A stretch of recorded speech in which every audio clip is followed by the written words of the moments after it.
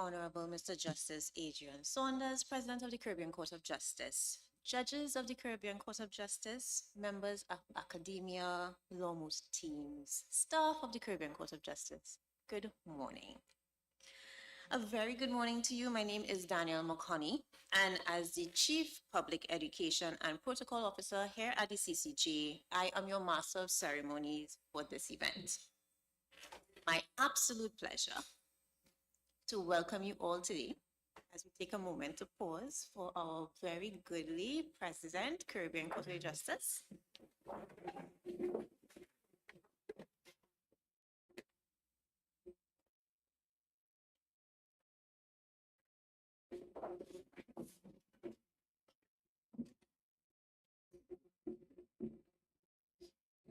Absolute pleasure to welcome you all today to the 15th annual CCJ International Law Moot.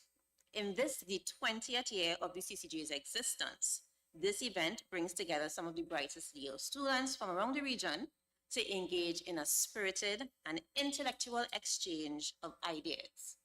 Ideas that are fundamental not only to the practice of international law, but also to the shaping of regional justice in the years ahead. This competition offers our participants a unique platform to demonstrate their skills in legal analysis, advocacy, and critical thinking with regard to the court's original jurisdiction and the role of the revised Treaty of Chaguaramas. Over the next 2 days, we will witness the hard work and dedication of 8 teams who have meticulously researched, prepared, and honed their arguments. Each of them has worked tirelessly to be here, and we commend their commitment to the excellence in the field of law.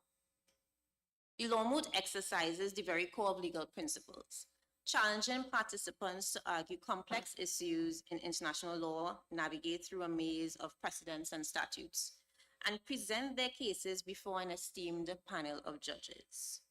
We are truly privileged to have such a distinguished panel with us.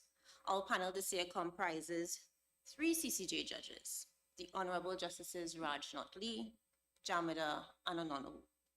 We thank them for their support and expertise in ensuring a fair and enriching experience for all.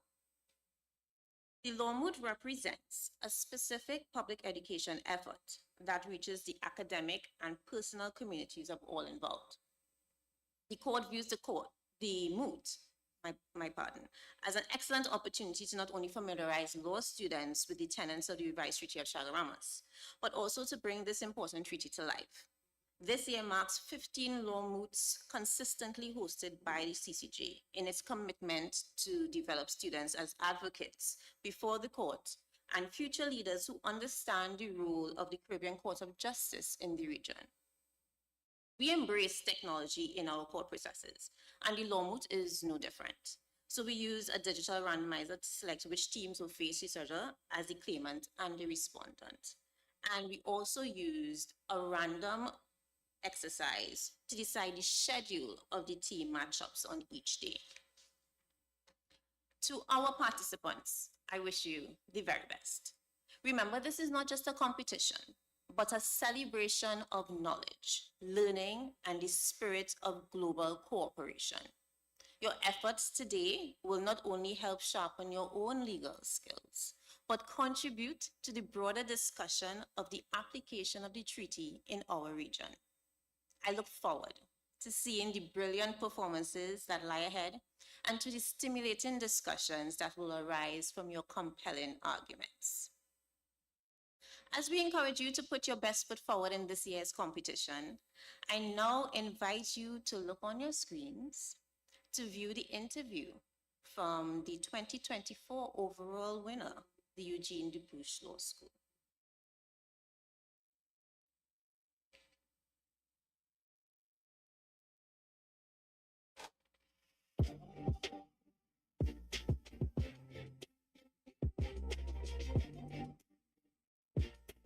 CCJ Law Moot 2020.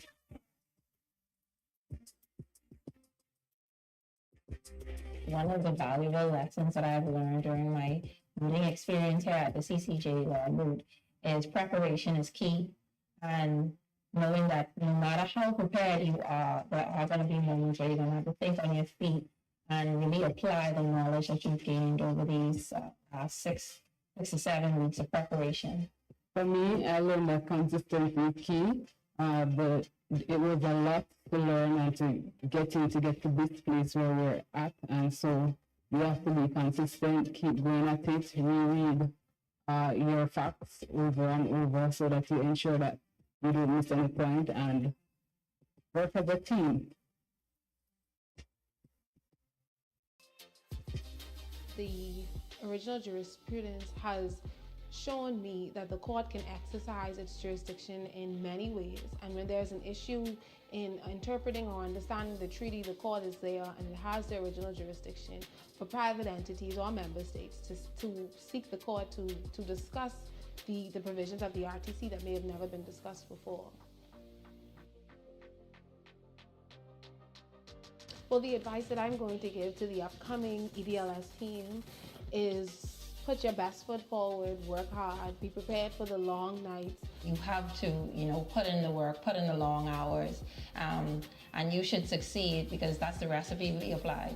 Ensure that you stick to your arguments, and whatever it is that your position is, stick with those positions and ensure that you also work as a team.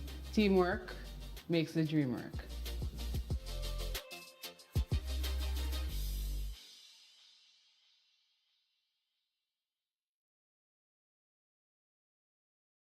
To view our screens because we are going to introduce the teams for this year's competition, the 24 students from the 8 schools for the 15th annual CCJ International Law Moot.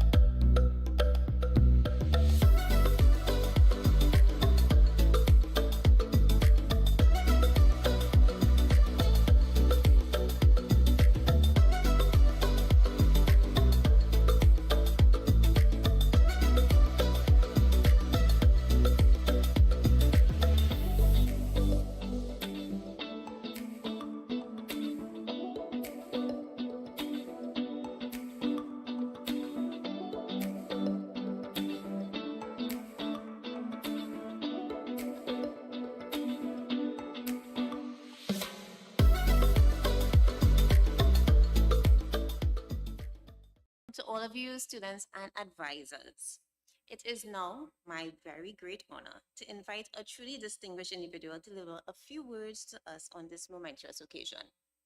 The President of the Caribbean Court of Justice, the Honorable Mr. Justice Adrian Saunders, has been a leading figure in the legal fraternity, consistently demonstrating remarkable leadership and commitment to justice in the Caribbean region and beyond.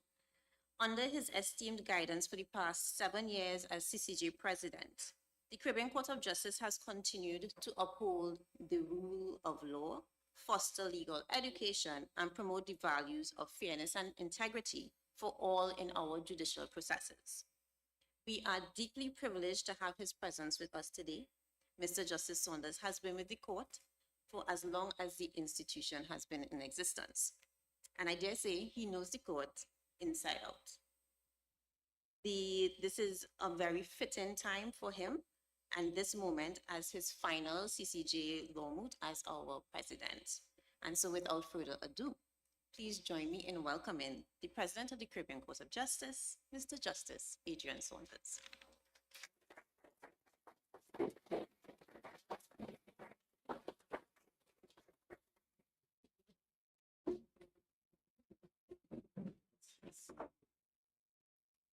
I hope you could hear me. Honorable Mr. Justice Andrew Burgess, Chairman of the International Law Moot Committee, my colleague judges, Garo, Registrar and Chief Marshal, management and staff of the Caribbean Court of Justice and of the Regional Judicial Legal Services Commission, principals and deans of participating institutions, our 2025 Mooters and their advisors, other special invited guests, our online audience, distinguished ladies and gentlemen, a very, very pleasant good morning to everyone. I'm very, very pleased to welcome all of you to this, the 15th Annual Caribbean Court of Justice International Law Moot. After my unfortunate absence last year, and I also had a throat infection, it is great to be here and to be back with so many young, keen law students eager to demonstrate their debating skills.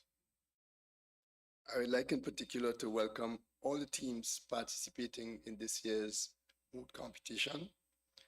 Whether you traveled from as far as the islands of Song, the Bahamas, or you simply had to drive into Port of Spain, it doesn't matter. I wish to express my great appreciation for the effort it may have taken to get here. Your hours of preparation, financial sacrifice, extended travels, and everything in between demonstrate your commitment to be here for these next 2 days. I do not take these things for granted. I really thank you for your dedication. The annual Law Moot has always been an exciting time at the court for our judges and our court staff. The past 14 years, we have taken this competition very seriously. We have deployed a significant amount of resources, time, effort to planning, organizing, and executing this event each year to ensure that it is successful and beneficial to all the participants. So why do we do this? Is it that we don't have any other thing else to do? Not at all. There are very substantial reasons why we invest so much time and resources in this activity. The Moot provides the opportunity for law students to hone their advocacy skills, the opportunity to appear before apex court judges, to engage with the staff and court personnel of the final court, and exchange views with your peers from across the region and with the judges of the final court. That opportunity is a rare and fulfilling one. And I might add that it can only arise if you have a final court in the region. Before the CCJ was established in 2005, you didn't have that opportunity. But that is but one half of the equation. It's our responsibility, we see it as our responsibility to foster an enabling environment for law students, because of course, we are heavily invested in the future of the legal profession. The court grasps this occasion, this opportunity to expose and to raise awareness about community law, about the law that surrounds the establishment of the CARICOM single market and economy. It is important for us to have the students and for ourselves to expose and to debate the nuances of that revised Treaty of Chaguaramas. A treaty is a long, complex document, and it necessarily is full of a lot of ambiguities because it is a pact among nations. And sometimes nations deliberately leave some things ambiguous because that is the phrasing, that is the wording on which they can reach consensus. And so it is for courts, for the CCJ in particular, to be able to unravel those ambiguities and to give precise legal meaning to them. And through this Moot, we encourage the law students to give their views on some of these disputes, on imagined fact scenarios, which nevertheless are rooted in real possible disputes that can arise before the CCJ. So we welcome your interpretation and application of the revised treaty on the imagined disputes, but which nevertheless pose real issues that can come before the court. There's another factor in play. The state of the Caribbean community has ratified and is bound by that revised Treaty of Chaguaramas. And so the treaty, which contains certain rights, the right of establishment, the opportunity to provide services throughout the region, the right to move capital, the right to move freely within the community. These are all rights which are conferred on CARICOM nationals by virtue of the treaty. And these are rights which, the enjoyment of these rights foster a sense of belonging in the community. With the CCJ being the only court that has the authority to interpret and apply the treaty, it is our responsibility to ensure that potential litigants, and in your case, future attorneys, are fully informed about the court's jurisprudence in the jurisdiction of the court that handles disputes concerning the revised Treaty of Chaguaramas. Students of the law must be aware of the responsibility that the court has to safeguard these rights and to ensure compliance with the obligations that have been imposed on member states by the treaty. Unfortunately, the number of cases that have come and that are coming before the court in that jurisdiction of our work, which we call the original jurisdiction, has been minimal when compared to the appellate jurisdiction. And the annual Moot is therefore one of the vehicles through which the court raises awareness about the rights protected under the treaty. This year, our participants, as Dr. McConney indicated, will present arguments before a very distinguished panel of our judges. Madam Justice Rajnotli and Justice Chamada have heard several cases in our original jurisdiction over the years. And on this occasion, they will be joined by Madam Justice Chantal Onaneu, who is the newest addition to the bench. Justice Onaneu not only brings to the bench her knowledge and expertise in international trade law, in which she is one of the foremost experts in the Caribbean, but she also has appeared as counsel for the Caribbean community in many cases that were heard by the court. With these three judges, participants are no doubt in for a challenging but rewarding experience. Before I end, I wish to pay tribute to the chair of the CCJ Law Moot Committee and my fellow judge, the Honorable Mr. Justice Andrew Burgess.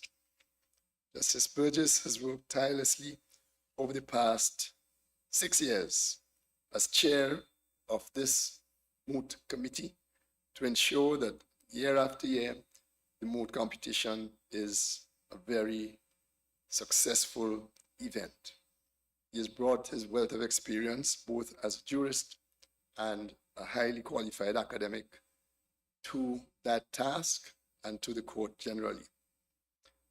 But to this competition, his experience as a teacher and lecturer of law and as a mentor to countless attorneys in the region, having served for 35 years at the University of the West Indies. That experience has no doubt enriched our management of this Moot and ensured that the students who were fortunate to participate learn and take away critical lessons from their experience. This year also marks the final occasion on which I'll be delivering remarks as President of the Court. And I must say that it has been a very great privilege, an honor, a pleasure to see this moot continue to thrive year after year and to witness how it has played a meaningful role in the development of future attorneys. There are some mooters who have returned to the court to serve as interns or as staff members of the court.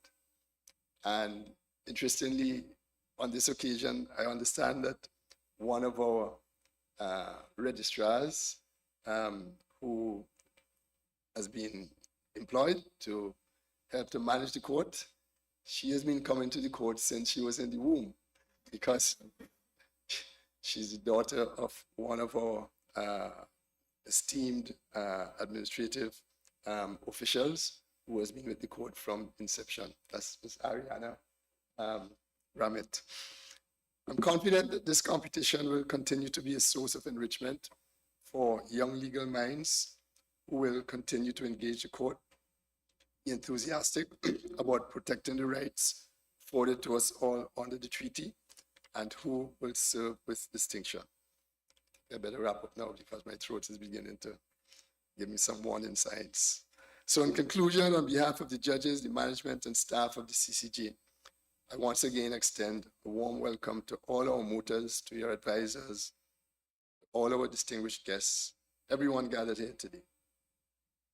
To the mooters and your advisors, my very best wishes to you all. My hope is that this experience ignites your passion for the advancement of community law and fosters a commitment to serving the region. I wish you all a successful, enlightening, and rewarding experience. I thank you very much.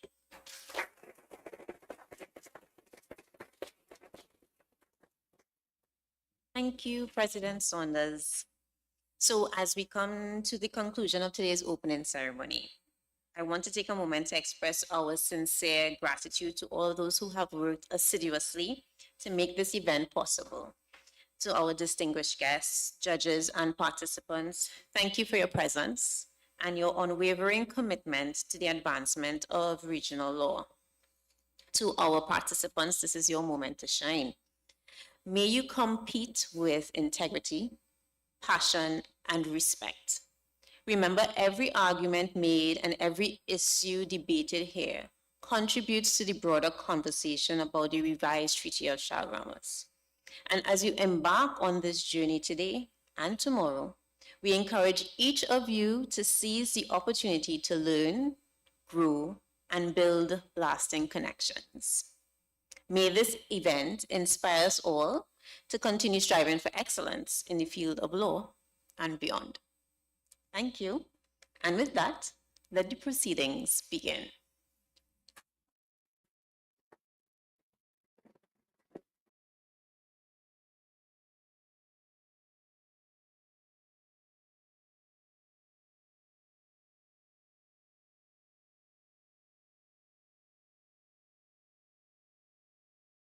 So we would like to excuse President Saunders